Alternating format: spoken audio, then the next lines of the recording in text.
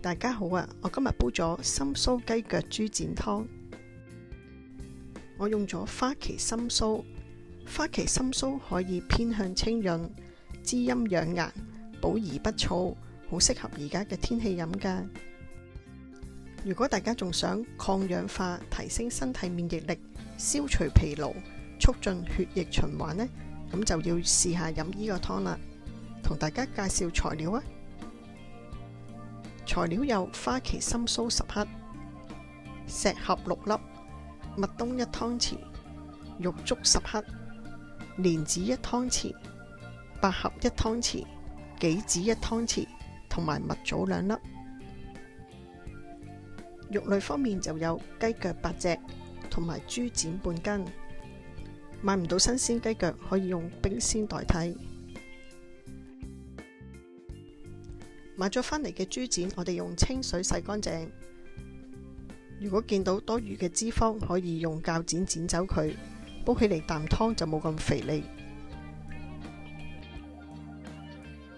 同樣地，雞腳買咗返嚟，我哋用清水洗乾淨，逐隻睇下有冇污糟，有污糟就用刀仔刮走佢。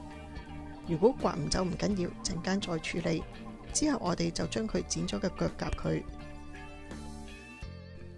慢慢剪走雞腳個腳甲尖尖個部分，食起嚟都方便啲。啱啱有一隻雞腳嗰個黃色嘅衣黐住好實，好難刮走。唔緊要，我哋用熱水渌佢2-3秒，跟住好輕易地咁就刮走黃色嗰陣衣噶啦。清洗完啲雞腳，我哋用1湯匙嘅粗鹽，可以將佢深層清潔。加咗1湯匙嘅粗鹽，跟住攪一攪佢，逐隻捽一捽。呢個作用可以去除雞騷味。跟住再用清水浸佢15分鐘，浸咗出嚟嘅污糟水倒咗去，再用清水沖一沖洗。陣間我哋進行飛水嘅步驟。跟住我哋將雞腳同埋豬展凍水落鑊，加幾片薑。再加啲紹興酒，慢慢等佢煲滾。煲滾咗之後，煮佢2至3分鐘，撈返起身沖一沖水，我哋擺埋一邊，陣間煲湯。跟住我哋將蓮子、百合用清水浸佢15分鐘，而玉竹同樣地用清水浸佢15分鐘啊。蓮子、百合浸好咗，可以拎去煲湯。而玉竹我哋就多幾個步驟。浸咗15分鐘之後，用清水清洗2至3次，洗走表面滑潺潺。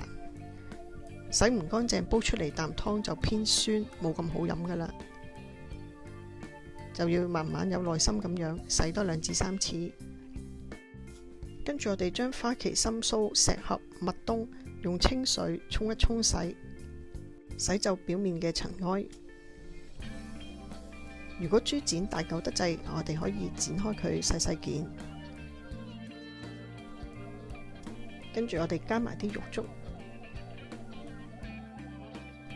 再放埋浸好咗嘅蓮子、百合。哇！咁快煲湯材料我哋準備好啦，杞子最尾先放。準備好嘅材料，我哋而家可以煲湯啦。今日用咗3公升嘅水，水滾咗可以將所有材料放晒落去煲。記住杞子我哋唔落住嘅。大火滾起，再轉中細火煲佢個半鐘啊。哇！咁快煲咗個半鐘咯，睇下啖湯先。唔錯，都幾溶。呢個時候我哋可以放埋浸好咗嘅杞子，啲杞子浸佢15分鐘到就可以噶啦。加埋落去一齊煲，再繼續煲佢15分鐘。煲好咗，加鹽調味就可以飲得噶啦。參蘇雞腳豬展湯，希望大家會喜歡我今日介紹呢款湯水啊！可以消除疲勞，促進血液循環，改善肌膚嘅氣色，唔錯㗎。平時如果大家中意焗下啲花旗參水嚟飲下，不妨可以試下用佢嘅參酥花旗參參酥嚟煲呢個雞腳豬展湯啊！等我試下啖湯先。唔錯，又唔會話好苦澀，好香參酥嘅味道。溫馨提示：如果有感冒，就要等好返先飲啦。如果大家喜歡飲呢款湯水，歡迎分享、讚好同埋訂閱我嘅免費頻道。咁我嚟緊下次有新嘅影片，可以立即通知大家。